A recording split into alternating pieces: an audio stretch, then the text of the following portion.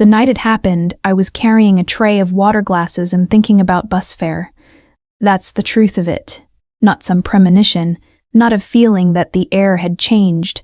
Just the arithmetic of a woman who'd counted her coins that morning and come up 11 short. The restaurant was full. Thursdays always were at Salvatore's, though I'd only worked there 6 weeks and still didn't know who the Salvatores were, not really. I knew the menu. I knew that table 7 always wanted extra bread. I knew the matador. Renzo had a habit of standing too close when he corrected my posture. I didn't know the man in the corner. He sat with 2 other men. They'd been there since 8, and they had not ordered dessert. And no one on the floor had rushed them. I noticed that the way the other servers steered around their table like water parting around stone. He sat with his back to the wall, which I would later understand was not a preference, but a habit, as involuntary as breathing. Dark suit. Dark eyes.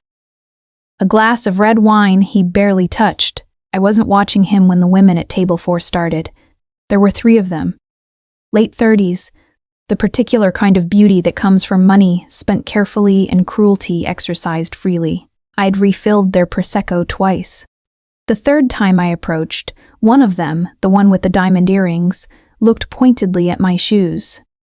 "Those are remarkable," she said to her companions. Not to me. About me, while I stood there. "Do you think she found them or bought them?" The other 2 laughed, not loudly. Worse than loudly. Quietly, intimately, the way women laugh when they want you to know you're the subject and not the audience. My shoes were worn at the heel. I knew this. I'd been meaning to replace them for 2 months. I didn't say anything.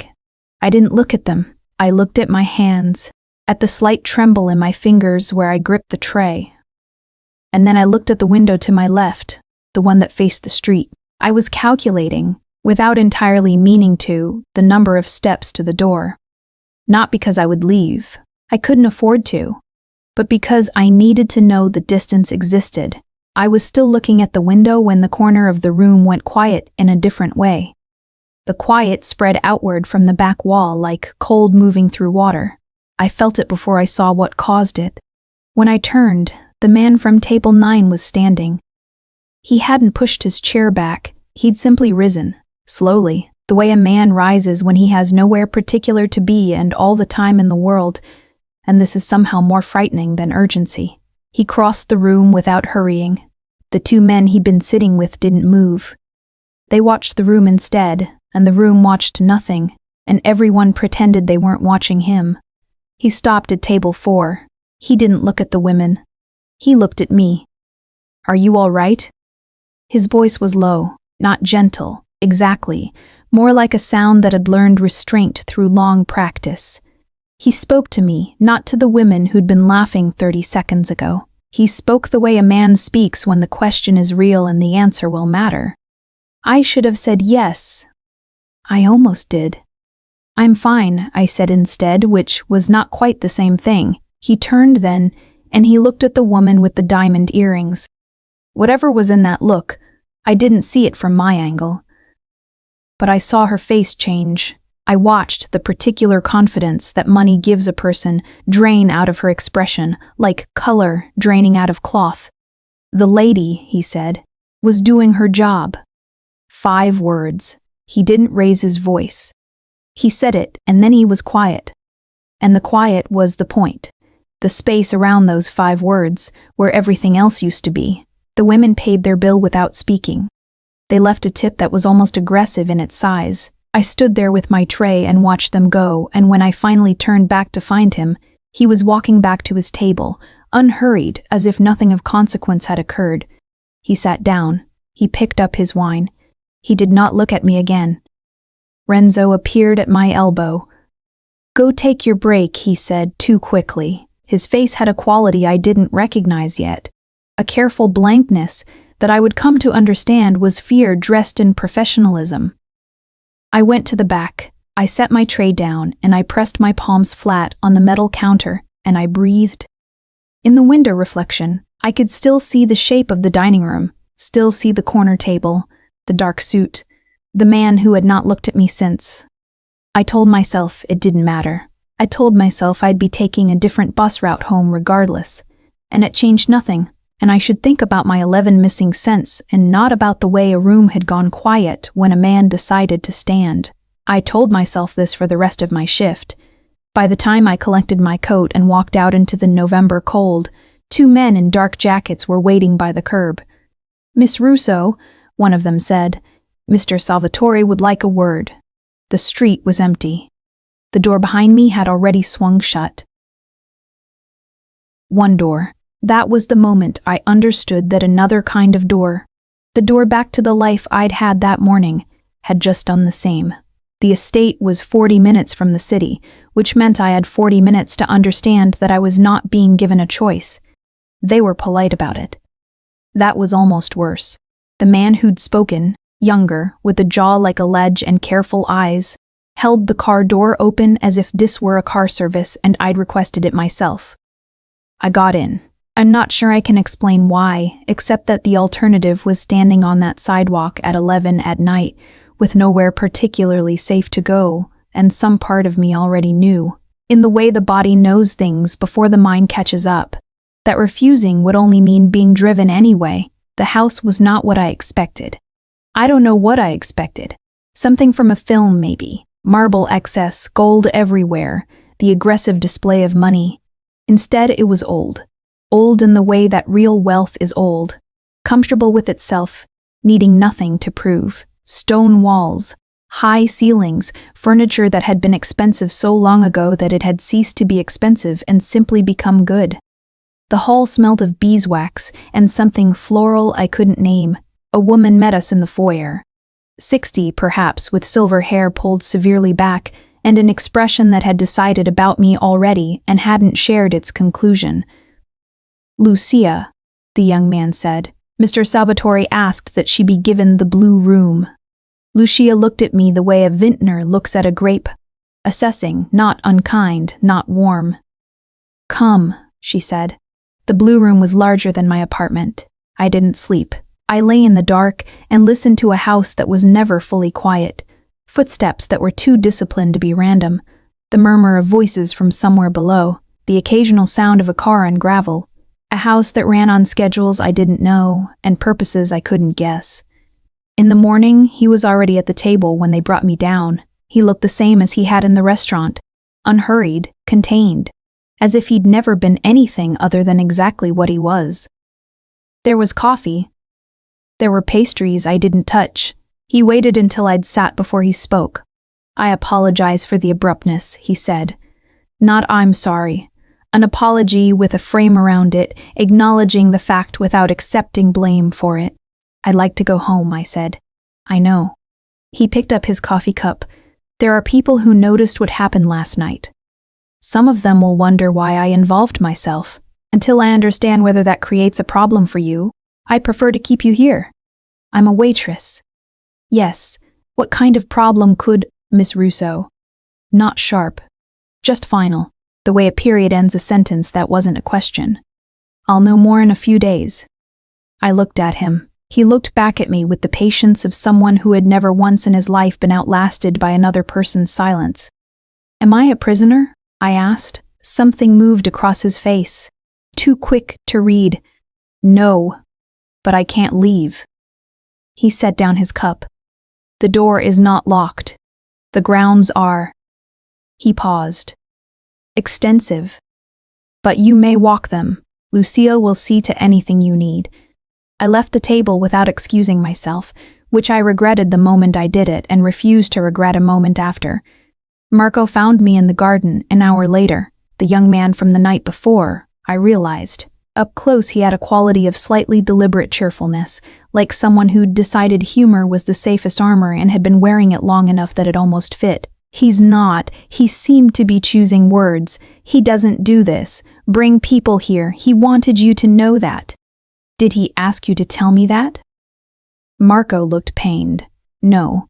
"Then why are you telling me?" He shrugged, and the cheerfulness slipped just slightly. "Because you looked at him this morning like you were deciding whether to be afraid of him, and I thought you should decide right." "What's the right answer?" He considered this genuinely, which surprised me. "Afraid of what he can do," he said. not of what he'll do to you. I turned that over all afternoon, in the garden, in the too large blue room, in the mirror above the unfamiliar sink. I was still turning it when dinner came, and Dante Salvatore sat across the table from me again and said nothing for the first 10 minutes. I talked to Philip, stupid things. The garden, whether the roses were his selection, a comment about the light. I heard myself and couldn't stop. He listened, he didn't smile. At one point he said, "The roses were my mother's," and then was quiet again. I stopped talking. In the silence, I noticed where his hands were, resting on the table, perfectly still. Large hands, a small scar on the left one, thin and old. I noticed this and then felt, sharply, the wrongness of noticing it. "You'll want for nothing while you're here," he said. When the plates were cleared, I looked up. "Except my own life." He rose. Paused behind his chair, one hand on the back of it. "Sleep well, Miss Russo," he said, and left. It was the way he said it, like a door closing, not a dismissal, but a conclusion. That told me he would not be rushed by anything, least of all by what I wanted. 3 days in, I began to understand the shape of it, not by being told. Nobody told me anything directly. That was its own kind of information. But I watched. I was good at watching things. I'd had years of practice staying quiet in rooms where I didn't belong. The staff moved in patterns that only made sense once I understood what they were protecting. The men who stood at the perimeter of the grounds weren't gardeners. The cars that came and went at specific hours weren't suppliers. The calls Dante took standing up and finished standing up, pacing in precise small circuits, were not business in any ordinary sense. Lucia watched me watching. On the third afternoon, she appeared in the doorway of the sitting room where I'd been trying to read and failing, and she said, without preamble, "You're not stupid."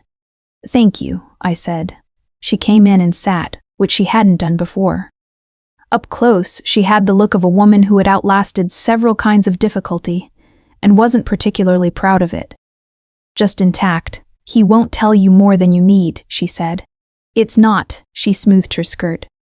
"He's not keeping you ignorant to be cruel. He keeps people safe by keeping things separate. What does he need me for?" She looked at me for a long moment. "He doesn't need people. That's not a thing he does." I thought about that. The edges of his empire came to me in fragments. Overheard, a territory dispute north of the city, something about a port contract, a name, Ferretti, spoken once by Marco in a corridor and not spoken again. The way Dante's expression changed when he thought no one was watching, which was a subtraction rather than an addition. Not the addition of anger or concern, but the removal of the particular stillness he wore in company. Underneath the stillness was something older and more tired. On the fourth day, he found me in the library. I hadn't heard him come in. He moved like that, not stealthily but economically.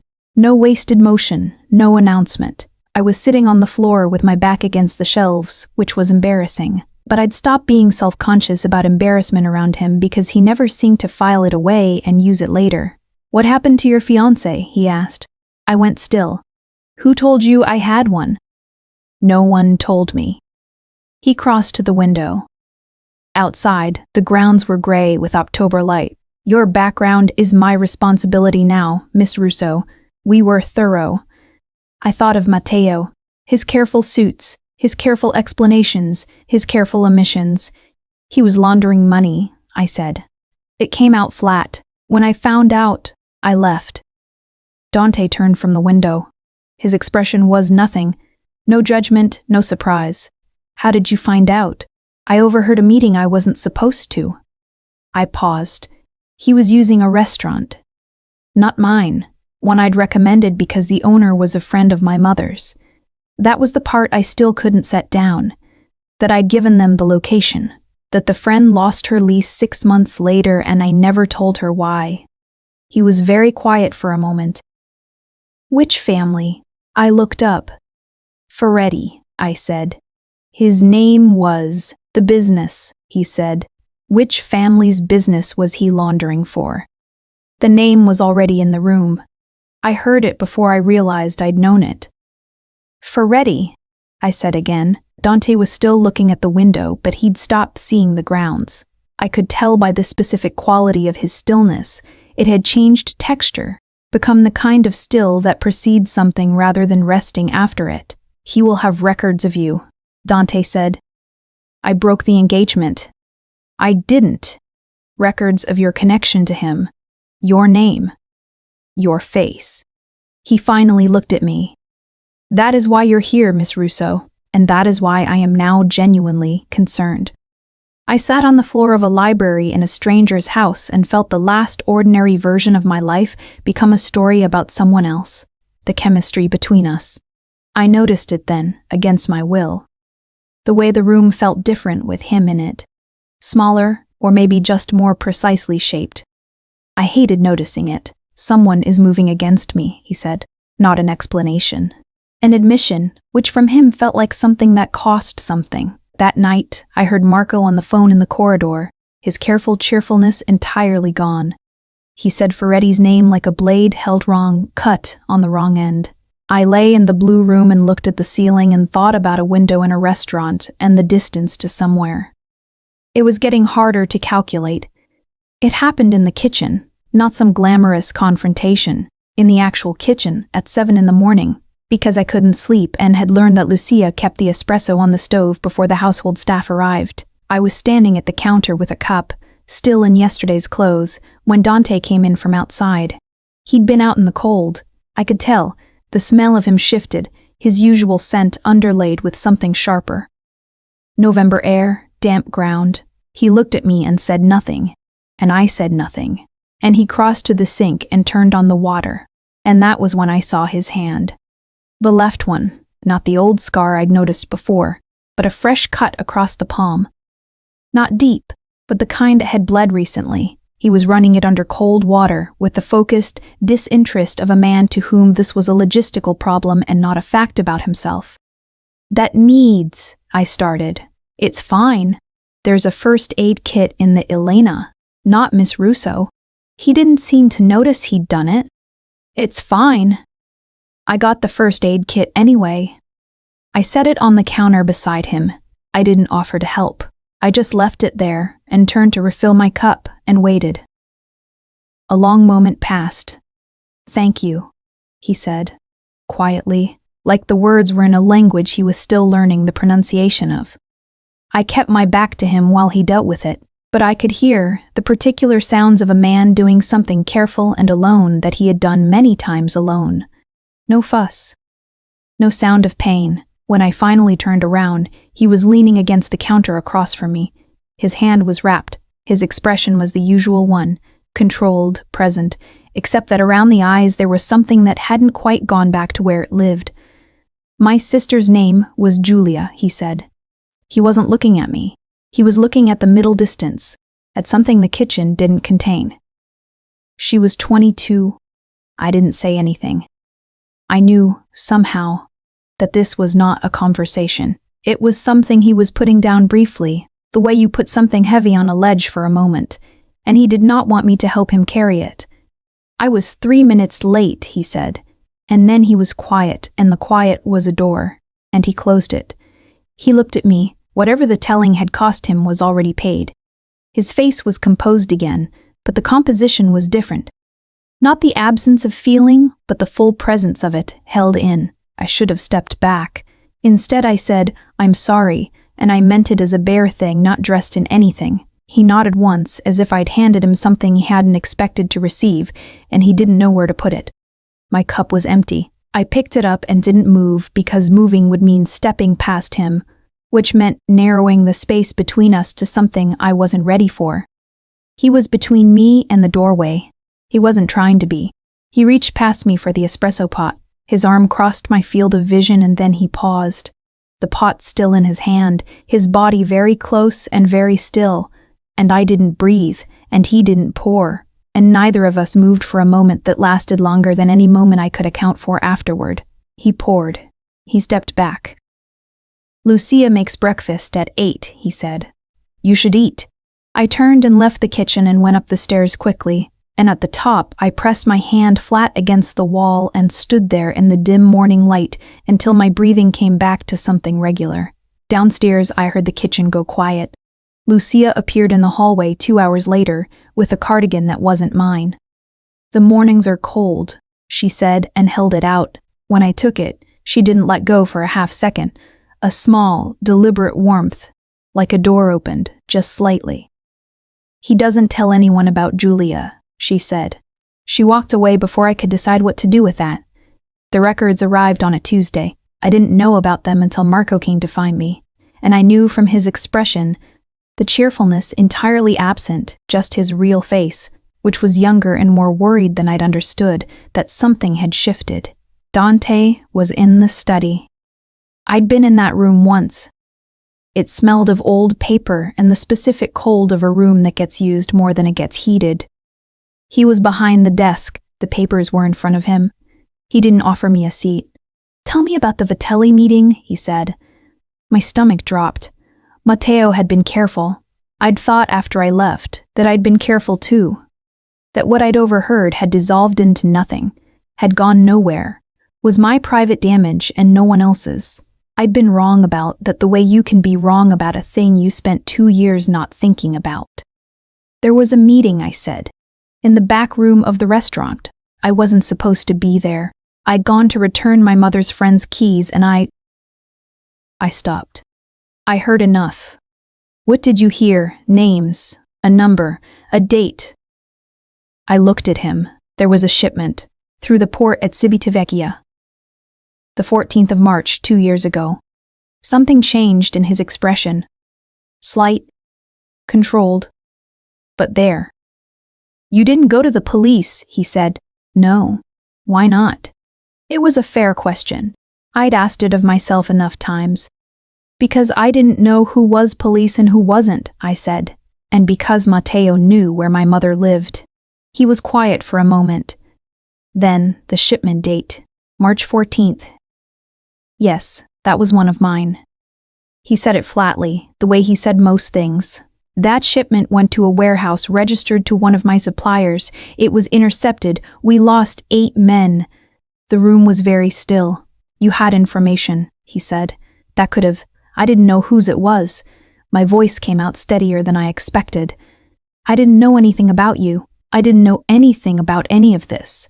I just knew a date, and a port, and a number I didn't understand." He looked at me for a long time. I didn't look away. "The number?" he said. "What was it?" I told him. I had not forgotten it. I had tried. He wrote it down. He looked at what he'd written, and then he set his pen down, and he said, "Not to me exactly, but not away from me either. That's a container registration. We couldn't identify it.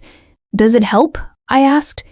He didn't answer that, but he stood, and he came around the desk, and he sat in the chair across from me, not behind the authority of the desk anymore, and he said, "Were you afraid of him? Your fiancé?" The question surprised me. "Not exactly," I said. "I was afraid of what I'd almost become by being near him." He heard that. I could tell he heard it, not just the words, but the thing underneath them, which was more embarrassing and more true. "You were going to leave that world regardless," he said. "Yes. Before you found out." I stopped. I had not told him that. I had not told anyone that. It was the private admission I'd been avoiding, that even before I heard the meeting, something in me had been pulling toward the door. "How did you look at windows," he said simply. Then he rose, and he was done with the conversation, and I was alone in the study with a piece of paper bearing a container number that might have saved 8 men if I'd been a different kind of person 2 years ago. That night, I sat in the hallway outside the blue room and I listened to the house. Marco passed at some point and didn't ask why I was on the floor. He sat against the opposite wall for a few minutes without speaking. "Someone told Ferretti you were here," he said finally. "From inside, we don't know who yet." He left after that. I stayed on the floor until the cold made it impossible. They came on a Wednesday night. 2 cars, no lights, the gate forced with something that left it hanging at a wrong angle. I was asleep when the sound reached me. Not the sound itself, but the quality of the house's response to it. a sudden alertness I felt through the walls before I was fully awake. Marco was at my door in seconds. "Stay here," he said, which was the thing people say when they know you won't. I stayed for 30 seconds. Then I went to the window and saw the grounds lit by flashlights and heard something that might have been a voice or might have been something breaking, and I went out. The hallway was empty. Downstairs was not. There were men I half recognized, moving with the efficient urgency of people who had trained for exactly this. And somewhere beyond the kitchen door, a sound I would spend a long time afterward trying not to remember. Dante came through the back door, and he was different.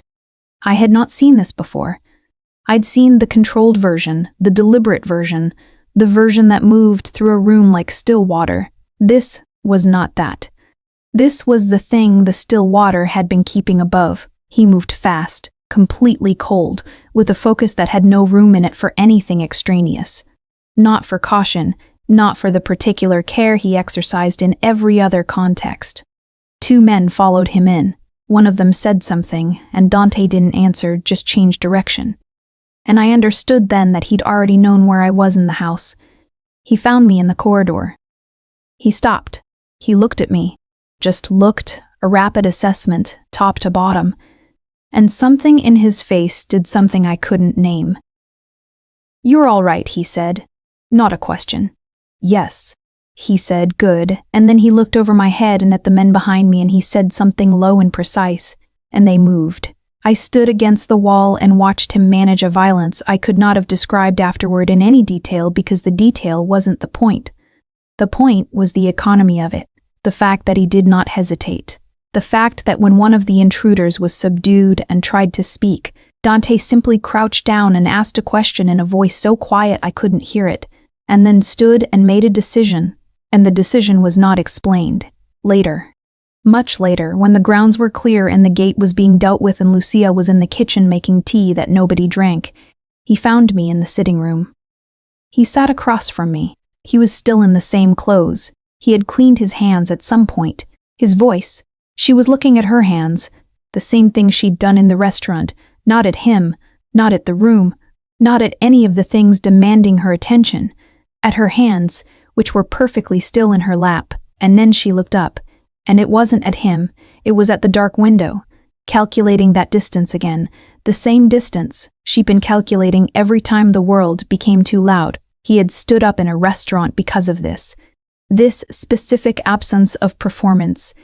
Every person in his world performed, loyalty, threat, grief, desire, all of it staged for maximum visibility. She didn't know she was in a theater. He understood then, in considerable trouble. "You're shaking," he said. "I know." I did not try to stop. He reached across the space between us and put his hand over mine. That was all. His hand over mine, large and warm, and simply present. He didn't move it. He didn't say anything about what it meant. I should have moved mine. After a long moment, I said, because the silence had become something I needed to put a word into, "You were going to kill him." "Yes, did you?" "No." A pause. "Not yet." I looked down at his hand over my hands. "Why not yet?" "Because he can still tell me who sent him." Another pause, and this one was different in quality. "And because you were in the room." I looked up then. He met my eyes, and the thing that had been in his face when he first came through the back door was gone. The monster, or whatever it was, but it hadn't gone far. I could feel the proximity of it. "I'm afraid of you," I said. It was true. Half true. Or I should be. He didn't disagree. He didn't comfort me. "I know," he said. "I'm sorry for that." His hand lifted from mine. The cold came back immediately. "Get some sleep," he said. "Tomorrow is going to be difficult." He was already walking away when I said, to his back, too quietly to be anything other than accidental, "Don't go yet." He stopped. He didn't turn. He stood there for 3 breaths. I counted them, and then he turned and came back and sat beside me, not across from me, and he said nothing, and I said nothing, and somewhere outside they were fixing the gate. In the morning I understood the war I'd been told was coming had not been coming. It had been here for days. We just hadn't named it. Marco was shot on a Thursday. It was deliberate. That was what Dante said, flat and precise, when he came to find me. Deliberate. The word he used, because in his world there was a meaningful difference between collateral damage and a message, and this was a message. Marco had been returning from the city. He'd been alone because the man who should have been with him had received false information about a meeting elsewhere. The message was for Dante, written in Marco. He would survive. That's what they told me, and I believed it, and I still sat in the blue room with the door closed for an hour before I felt capable of moving. 3 months ago, Marco had been a stranger. Now I knew the way his voice changed when the cheerfulness was real versus worn. I knew he kept a photograph of his niece in his jacket pocket. I knew he'd told me, in the garden on my second day, that Dante didn't bring people here, and he'd told me because he was kind, not because he was instructed. I hadn't let myself know how much that mattered until it cost something. Dante knocked once and came in. "He'll recover," he said first, because he knew that was first. "I know, I was at the window. You said it was a message. Yes, for you. Yes, for you. Yes." I turned. Because of me. Because of what my connection to Ferretti. Stop. Not harsh. Just a word placed in the way of a sentence that was going somewhere that wouldn't help either of us. The threat isn't because of you. It's because I made a choice, and Ferretti is responding to the choice. What choice? He looked at me steadily. The choice I made when I stood up in a restaurant. I sat on the edge of the bed. The room felt too large and too small simultaneously. I looked at my hands. The habit, the retreating habit I hadn't fully understood, was a habit until he'd noticed it twice. And I thought about Marco's photograph, his niece's gap-toothed smile. Then I thought I could leave. Not dramatically. Not a running away. But I could walk out of this room and go to Dante and say, "Take me back to the city."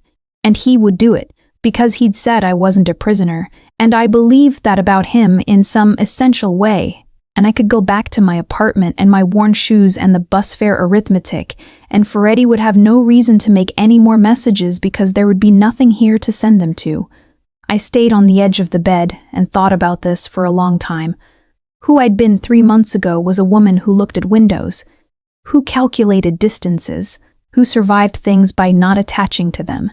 That woman would have walked out already. I was not certain I was still that woman, and that terrified me more than any of it. More than the shot. More than the gate being forced. More than the way Dante had looked when he came through the back door. The idea that I had come to want something specific, in a world where wanting specific things was precisely how people got hurt. Dante was still watching me. He'd been watching me work through all of it, and he hadn't spoken. And the not speaking was itself a thing he was doing. Marco knew the risks, he said. He chose them. He chose them for you. Yes. Did he choose them for you? Yes. Did he choose them for me? A pause. He chose them because it was right, Dante said. He doesn't choose things for other reasons. I looked up. I want to go, I said. Something in him went very still, stiller than his usual still. I know, he said. No. I stopped. Started over. I mean, I considered it. Leaving. Going back. I held his gaze. I'm not going. He said nothing for a moment. That's not a decision to make lightly, he said. I made it lightly, I said. It took about 20 minutes. I made it knowing what Marco looks like right now, and knowing what you looked like coming through that door on Wednesday, and knowing that I gave a container number to a man who used it against 8 people. I breathed. I'm staying because I owe something to this, not to you, to what it already cost. He crossed the room and knelt in front of me, not romantically, not performatively, simply to be at the same level. And he said, quietly, "It's going to get worse before it ends." I know. He stood. He went to the door. And then, before he left, without turning, the choice I made in the restaurant, I'd make it again. The door closed. Downstairs, I heard orders being given in Italian, and then the specific sound of men readying themselves for something without return. That night, they came for me directly. I was in the corridor when it happened.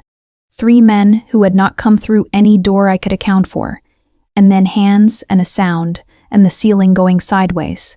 And I was gone before I could understand what was happening. They took me. The room had concrete walls and no windows.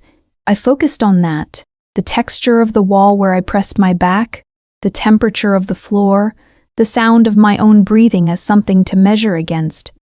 They hadn't hurt me. This was information, and I held on to it. I'd been moved once, maybe twice, and now I was here, and the door was locked, and I was going to think instead of scream because screaming was energy, and energy was something I needed. Matteo had once told me, trying to be interesting, trying to impress me with the underside of his life, that the thing about captivity was the ceiling. Whether you could see it or not, whether it held still, I could see mine. I held it still. The hours passed the way hours pass in the dark and guesses. I didn't sleep. I sat against the wall and catalogued what I knew, which wasn't much, but was something. The drive had been long enough that I was outside the city.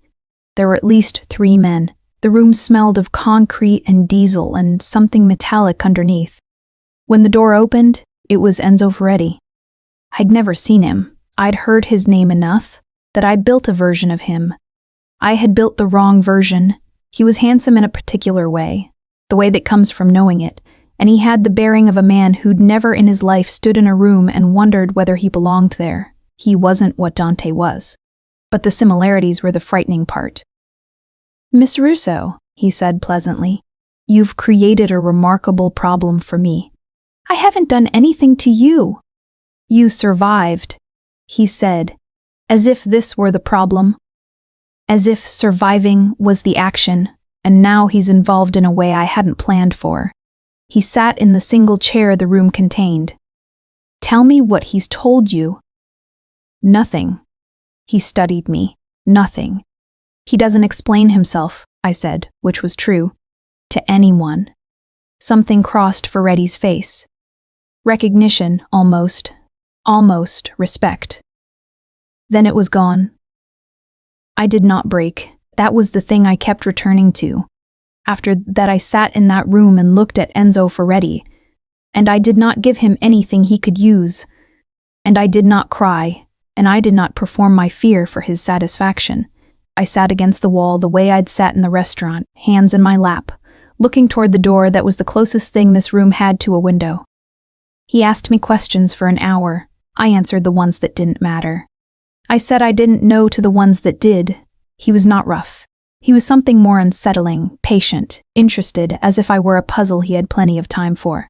He didn't have plenty of time. When he left, I sat in the silence that followed and thought about Marco's photograph. I thought about Lucia's cardigan. I thought about a kitchen at 7 in the morning, and the sound of water running over a cut palm and a man saying a name. "Julia, the way you say something you've been keeping in your chest." The traitor came to me in the middle of the night. Not in the room, but in my head. Arriving fully formed because I'd been circling it since Marco was hurt and had only now arrived at the answer. Not Marco, not Lucia, someone who was present for the things they should not have known, who moved through the house without being noticed, Lucia's nephew. The young soldier. I'd seen him 3 times, maybe 4. He had a way of being in corridors. He owed Ferretti money. I'd heard that in passing and filed it without understanding it. I was right. I would not know I was right until later. What I knew, sitting against the concrete wall at some hour past midnight, was that Dante was coming. Not because I was certain, because of what I'd felt in that kitchen, and in the sitting room, and in the corridor outside the blue room. Because of a man who had made a decision in a restaurant and said he'd make it again. He was coming and I was gonna be here when he arrived. The door held. I held. He came through the wall. That's not a metaphor. There was a sound I'd categorized as structural, irrelevant. A building sound, this building settling. And then it wasn't that, and the door came open, and Dante was in the room. 3 seconds later he was across it and his hands were on my face. Not gently, the way you might touch something fragile, but completely. The way you hold something you thought you might not find. "Look at me," he said. I looked at him. His face was, I don't have a word for it. He was not the controlled version. He was not the monster version. He was something that had happened to both of them, something stripped of anything he built around himself over however many years. "Are you hurt?" he said. Not a question anymore. "No?" I put my hands on his arms because he was shaking slightly, or I was, and I couldn't tell whose shaking it was. "I'm not hurt." He closed his eyes. He pressed his forehead to mine. 30 seconds, no more.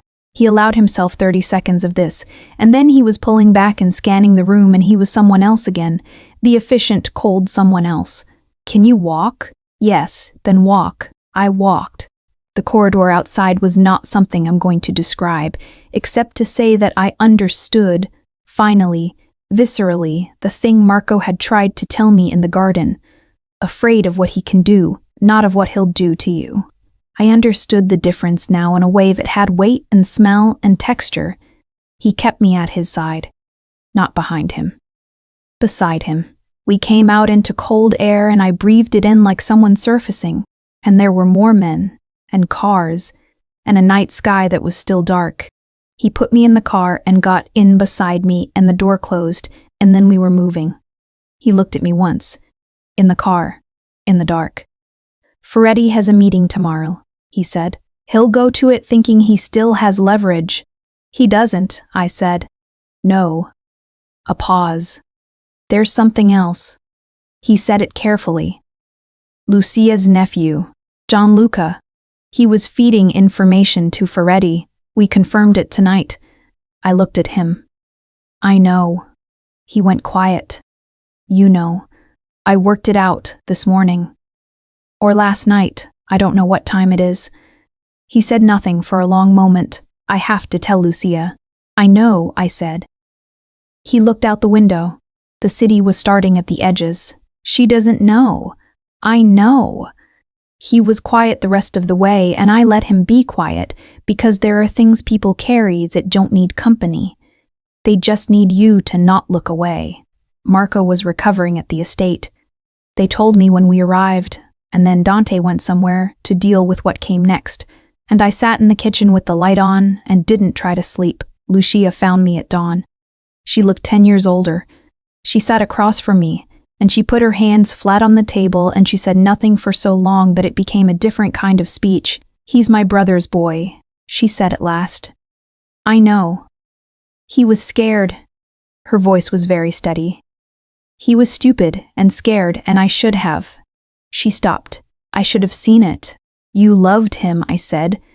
"That's different from not seeing." She looked at me. Her face did something that wasn't quite crying. "You're a strange girl to have ended up here," she said. I almost smiled. "I know." Outside, day was beginning. Dante's men were moving. Ferretti's meeting was hours away, and both of us knew what came next. And both of us knew that knowing it didn't prepare you for it. He came through the kitchen before dawn, changed, composed, carrying the weight of the night in a way that had redistributed across his whole body. He looked at me and said nothing. I said, "Come back." He paused. "Elena, I know what you're going to say. Do you? You're going to say you can't make that promise." I looked at him. "I know. Come back anyway." He held my gaze for a long moment. Then he said, "Make some coffee," and he was gone. And it was the most intimate thing he'd said to me yet. The assumption that I would be here when he returned. One of us might not survive what came next. We both knew it. The kitchen filled with light. I didn't stand behind him. I had decided this before he returned, and when he returned I told him, and he looked at me for a long moment, and then he said, "All right, Ferretti's meeting was at a warehouse at the port. The same city of water and cold metal and container numbers. I'd spoken aloud in a study and not known what I was giving. There was something fitting in that, something that felt less like fate and more like a reckoning that had been building since a March 14 months before I ever walked into a restaurant and thought about bus fare. I was not a fighter. I want to be precise about this. I did not transform. I did not discover some hidden capacity for violence and become someone I hadn't been. What I did was, I knew the layout Ferretti had described to me when he was asking his careful questions and thought I wasn't filing the answers. I knew which door he would use. I knew the timing he was working from because I'd heard his phone call through a thin concrete wall and understood enough of it. I told Dante what I knew, in the car, in the dark, 20 minutes before it happened. He listened without interrupting. Then he gave the information to Marco, who was not recovered, who had insisted on being present despite a shoulder that was still wrong, and who received the information with the expression of a man who has been waiting to be useful again. The operation took 11 minutes. I stayed with 2 men near the eastern door, which was the door Ferretti used because I'd said he would, and he did.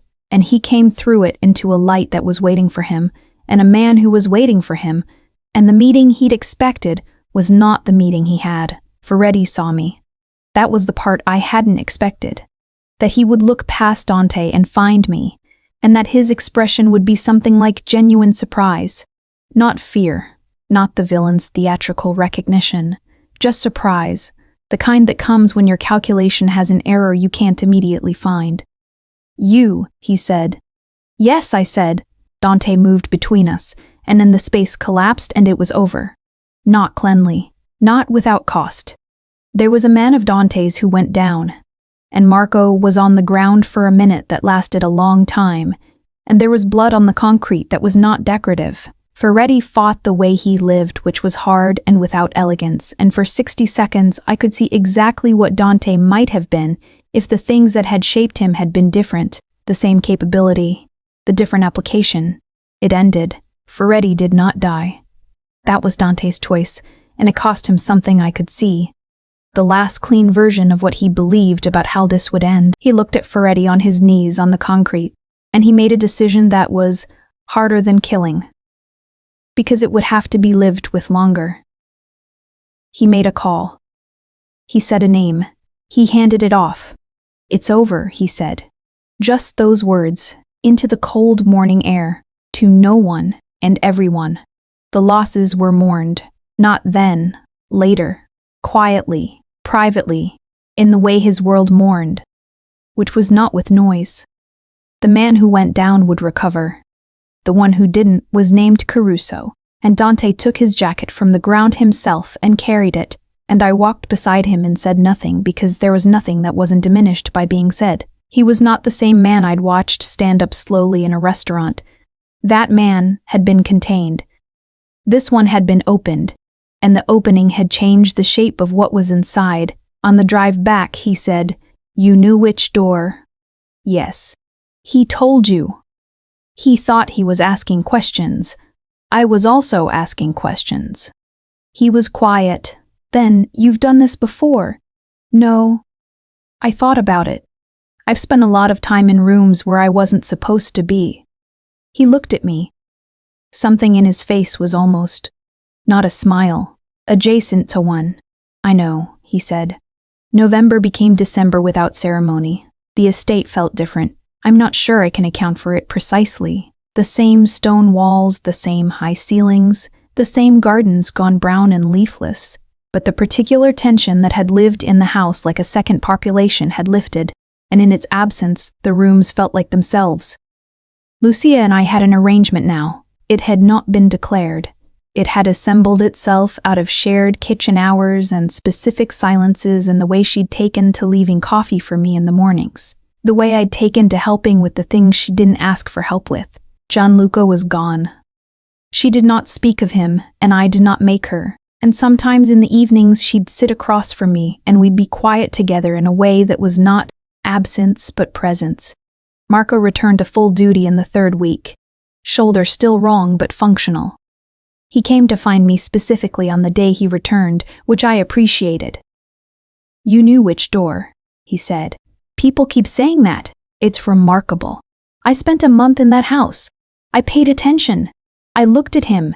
How's your shoulder? Wrong." He paused. "Worth it." "Marco don't," he said. Not harshly. Just the same way Dante stopped sentences he didn't want finished. I chose it. Stop apologizing for the things you're not responsible for. Dante's family came in the 2nd week of December, which was 3 people I hadn't known existed, a cousin, an uncle from the south, and the cousin's wife who said almost nothing but watched everything. They were not warm. They were not cold. They were assessing, the way his world assessed things, and their assessment of me was ongoing and legible if you knew how to read it. By the end of the second day, the cousin's wife had offered to show me how she made the particular pasta his mother used to make. I took it as the verdict it was. He found me in the library again. Same room, same evening light, different everything. "You're still here," he said. Not a surprise. More like he was naming something he'd been afraid to name. Yes, he came in and sat, not behind the desk, not in the authority chair, in the chair across from me. He was quiet for a moment. The specific quiet I'd learned to read, the one that meant he was deciding what to say. "I had a ring made," he said. I looked at him. It was my grandmother's design. I had it remade. He met my eyes. "I'm not going to do this as a performance. You've been in this world long enough to know that it doesn't get clean or simple or safe. I know. I'm not the man I was in September. I'm not sure that man is." He stopped. "I want you to know what you're choosing, Dante." I set my book down. "I know what I'm choosing. I've been choosing it for weeks. The ring is just the paperwork." He looked at me.